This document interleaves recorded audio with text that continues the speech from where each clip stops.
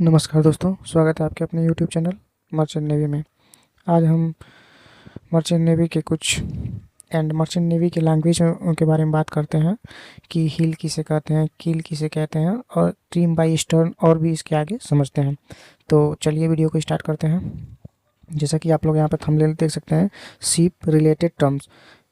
Trim by stern का मतलब आज जानते हैं। जैसा कि आप तस्वीरों के माध्यम से यहाँ पे देख सकते हैं, जब जब जहाज का स्टर्न पिछला हिस्सा पानी के आगे वाले हिस्से बो से ज़्यादा गहराई तक डूबा होता है, उसे ट्रिम बाई स्टर्न कहते हैं।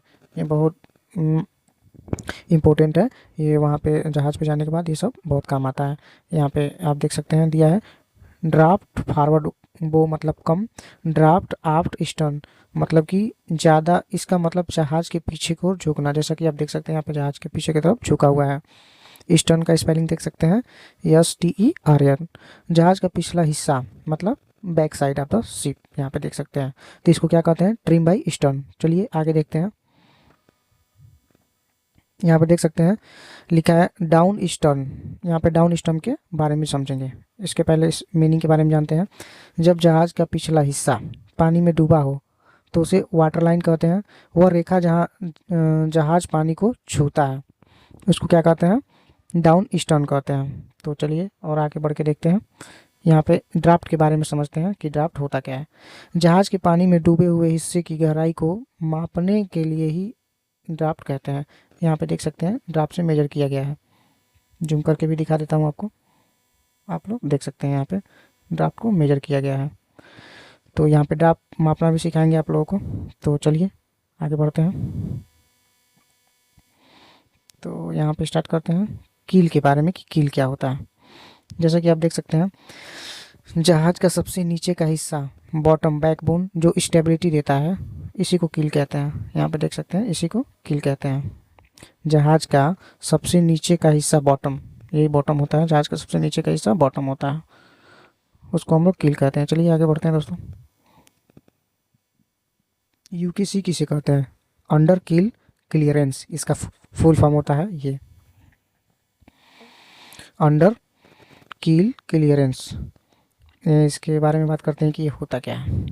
जहाज के कील के सी बेड मतलब समुद्र की ज़मीन जो है, ये ज़मीन है के बीच की दूरी को ही हम लोग क्या कहते हैं? Bottom of the sea UKC कहते हैं। यहाँ पे जैसे तस्वीरों के माध्यम से आप लोग देख सकते हैं कि कितना बढ़िया से एक्सप्लेन करके यहाँ पे समझाया गया है। UKC अंडर कील क्लियरेंस। और आगे बढ़ते हैं दोस्तों। इवन कील किसे कहते हैं? इवन कील के बारे में हम लोग समझेंगे।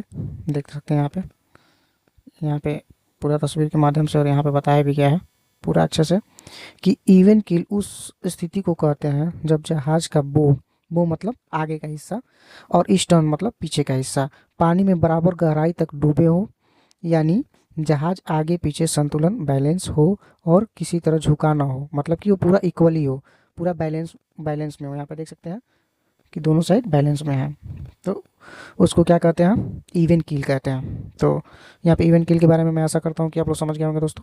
अब आगे बढ़ते हैं। यहाँ पे ग्राउंड शिप के बारे में हम लोग समझ सकते हैं कि ग्राउंड शिप होता क्या है। ग्राउंड शिप यहाँ पे देख सकते हैं दोस्तों। ग्राउंड शिप का मतलब के बारे में बताया गया पूरा कि शिप का सी बेड समुद्र की तली जो होती है या किनारे से टकराना, सी बेड समुद्र की तली या किनारे से टकराना। जब जहाज पानी में चलते हुए अचानक नीचे की जमीन या किसी किनारे से अटक जाता है उसे ग्राउंडिंग कहते हैं। देख सकते हैं कि ये कैसे यहाँ पे अटका हुआ है, इसी को हम लोग क्या कहते हैं? ग्राउंडिंग कहते हैं दोस्तों। चलिए आगे बढ़ते हैं और समझते हैं कि यहाँ पे स्टैंडिंग किसे कहते हैं। स्टैंडिंग के बारे में समझेंगे। तो चलिए स्टार्ट करते हैं दोस्तों। यहाँ पे देख सकते हैं समझाया गया है कि शिप का फंस जाना और हिल न पाना। हिंदी में समझते हैं। शिप का फंस जाना और हिल न पाना, जब जहाज शिप बेड पर इतनी मजबूती से अटक जाए कि खुद से हिल न पाए। देख सकते हैं दोस्तों यहाँ पे कि यहाँ पे खुद से तो ये हिल ही नहीं सकता है, तो उसे स्टैंडिंग कहते हैं। स्टैंडिंग आशा करता हूँ अच्छे से समझ में आया होगा दोस्तों। और आगे बढ़ते हैं कि यहाँ पे रनिंग और ग्राउंड किसे कहते हैं। रनिंग और ग्राउंड, जैसे कि इसके वर्ड से ही मालूम चल रहा है कि यहाँ पे बताया गया है, देख सकते हैं कि एक्सीडेंटली सी बेड पर चढ़ जाना, मतलब जब जहाज गलती से शाल रनिंग अग्राउंड अग्राउंडो पानी में चला जाए और नीचे की ज़मीन से टकरा जाए। देख सकते हैं यहाँ पे ज़मीन से टकराया हुआ है दोस्तों, इसी को हम लोग क्या कहते हैं, रनिंग अग्राउंड, रनिंग अग्राउंड कहते हैं। आशा करता हूँ आप अच्छे से समझ गए होंगे। पीडीएफ के लिए कमेंट करें, पीडीएफ आपको प्रोवाइड हो जाएगा दोस्तों। चलिए नेक्स्ट आगे बढ़ते हैं। अब ये कारण क्या होता है कि ये क्यों टकरा जाता है, और इसके और भी कारण के बारे में बात करेंगे। जैसे यहाँ पे देख सकते हैं बताया गया है कि नेविगेटिंग, जो मैं हाईलाइट किया हूँ उसको समझिएगा कि नेविगेशनल एरर, मतलब कि नेविगेशनल जो हम लोग वॉच करते हैं, गलत चार्ट या दिशा बनाते हैं, उसकी वजह से ये फंस जाता है। इंजन फेलवर के बारे में भी बताया है कि इंजन ख़राब होने पर भी जहाज़ का कंट्रोल खो जाता है। और यहाँ पे देख सकते हैं कि बैड वेदर, मतलब ख़राब मौसम में तूफान या तेज़ लहरें भी होती हैं। और यहाँ पे देख सकते हैं शैलो वाटर, मतलब उथले पानी, गहराई का अंदाज़ा न लगाना, इसके कारण भी होता है। और इसका परिणाम क्या क्या हो सकता है, यहाँ पे देख सकते हैं हल डैमेज, मतलब जहाज़ के नीचे दरार या टूट फूट जाना। फ्लोडिंग, पानी भर जाना, कंपार्टमेंट में पानी घुसना। उसके बाद पोल्यूशन, प्रदूषण, तेल या कार्गो का समुद्र में फैल जाना, ये बहुत बड़ा जुर्माना लगता है। शिप रैक, जहाज़ का डूबना या सर्व केस में पूरा जहाज़ नष्ट हो जाना, ये कारण इसका बन सकते हैं। तो और आगे देखते हैं दोस्तों, शिप में लिस्ट किसे कहते हैं, जो आप ये वर्ड देख रहे हैं बहुत ही इंपॉर्टेंट वर्ड है, लिस्ट किसे कहते हैं। तो चलिए लिस्ट के बारे में पूरा एक्सप्लेन से समझेंगे। लिस्ट, जब शिप अपनी वर्टिकल पोजीशन से सिल्ट, मतलब झुक जाता है एक साइड, मतलब एक ही साइड, देख सकते हैं तस्वीरों के माध्यम से यहाँ पे बताया भी गया है कि एक साइड झुक गया है, या स्टारबोर्ड की ओर, मतलब जहाज एक तरफ झुक जाना, उसे लिस्ट कहते हैं। जब एक तरफ झुक जाता है उसे लिस्ट कहते हैं जहाज की भाषा में। तो और आगे बढ़ते हैं दोस्तों, आशा करता हूँ कि समझ में आया होगा। उसी का ये पार्ट है कि कारण क्या होता है झुकने का। तो जैसे कि आप लोग यहाँ पे देख सकते हैं कि यू नेवेन कार्गो लोडिंग, असमान लोडिंग, एक साइड पर ज़्यादा वेट होने की वजह से होता है। फ्लोटिंग, पानी भर जाने से या कंपार्टमेंट में पानी घुस जाता है उसकी वजह से होता है।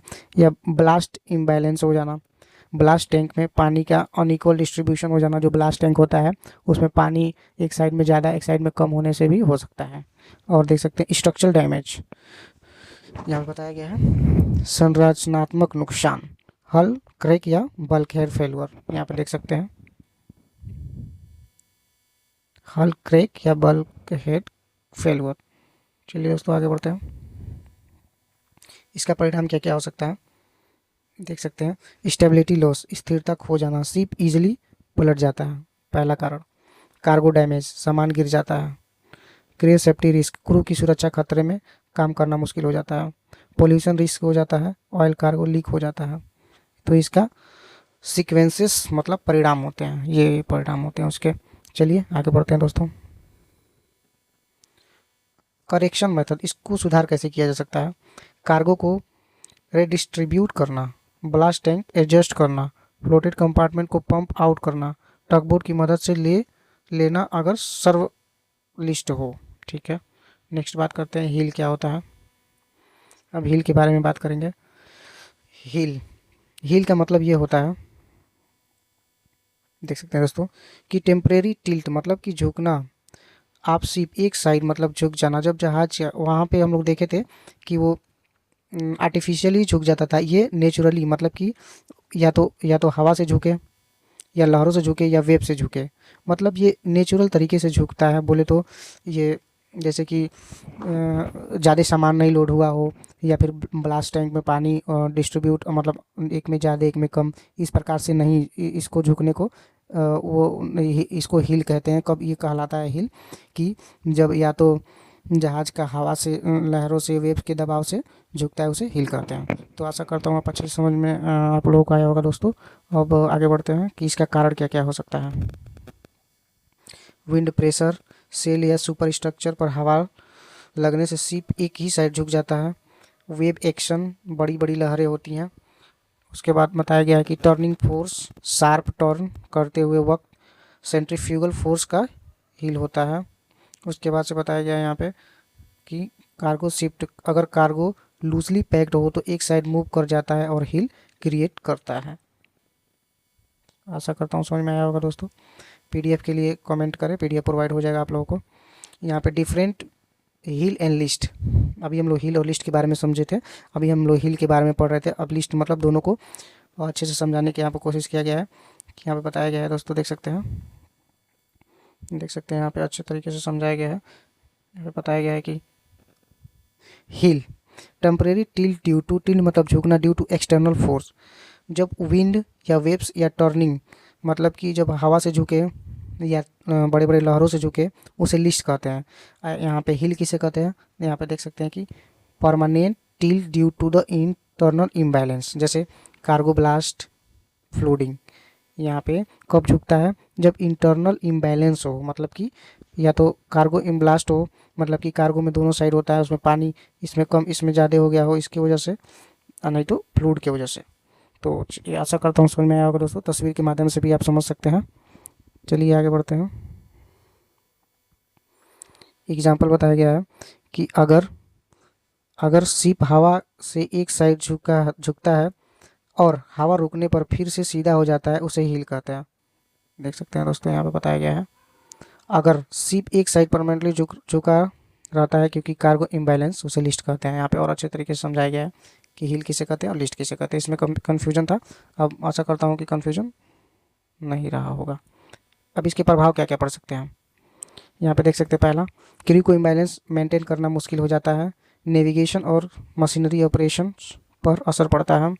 अगर हिल ज़्यादा हो जाए तो कैप्साइजिंग शिप पलटना रिस्क बढ़ जाता है। चलिए नेक्स्ट देखते हैं। अपराइट शिप किसे कहते हैं, वर्ड स्पेलिंग के साथ हम लोग समझेंगे, तो यहाँ पे समझ सकते हैं दोस्तों अपराइट शिप किसे कहते हैं। शिप का सीधा वर्टिकल और बैलेंस पोजीशन में होना, जब जहाज दोनों साइड पोर्ट और स्टार बोर्ड पर बराबर बैलेंस में होता है और एकदम सीधा खड़ा रहता है, उसे अपराइट कहते हैं। देख सकते हैं दोस्तों, एकदम सीधा खड़ा है, पूरी तरह से सीधा खड़ा है, इसको अपराइट शिप कहते हैं। अब इसकी विशेषता क्या क्या हो सकती हैं, देखिए। बैलेंस पोजीशन, डिस्ट्रीब्यूशन के साथ खड़ा रहता है, नो टिल्ट, कोई झुकाव नहीं, एकदम लिस्ट एकदम स्ट्रेट रहता है, स्टेबल कंडीशन होता है, अपने डिजाइन के अनुसार सुरक्षित और पोजीशन में होता है। तो यहाँ पे अच्छे से समझ सकते हैं दोस्तों। और इसके बारे में बात करेंगे कि इम्पोर्टेंट इसका महत्व क्या क्या है। तो चलिए यहाँ पे देखते हैं कि क्रे और कार्गो के लिए सेफ्टी कंडीशन, नेविगेशन के लिए स्टीयरिंग कंट्रोल इजी होता है, एफिशिएंसी कार्य क्षमता, फ्यूल कंजम्पशन और स्पीड बेस्ड होता है, लोडिंग अपलोडिंग पोर्ट पर कार्गो ऑपरेशन स्मूथ होते हैं। चलिए आगे बात करते हैं। How to maintain upright position, कैसे अपराइट बनाए रखे हैं, यहाँ पे देख सकते हैं। कार्गो को इवनली डिस्ट्रीब्यूट करना, इम्ब्लास्ट टैंक को प्रॉपरली एडजस्ट करना, फ्लोडिंग अवॉइड करना और कंपार्टमेंट को वेट साइड रखना, रेगुलर स्टेबिलिटी चेक करना। उसके बाद यहाँ पे देख सकते हैं कुछ स्पेलिंग दिया गया है। अपराइट मतलब कि सीधा, बैलेंस पोजीशन, लिस्ट का मतलब permanent, tilt due to imbalance, heel मतलब temporary tilt to external force के कारण।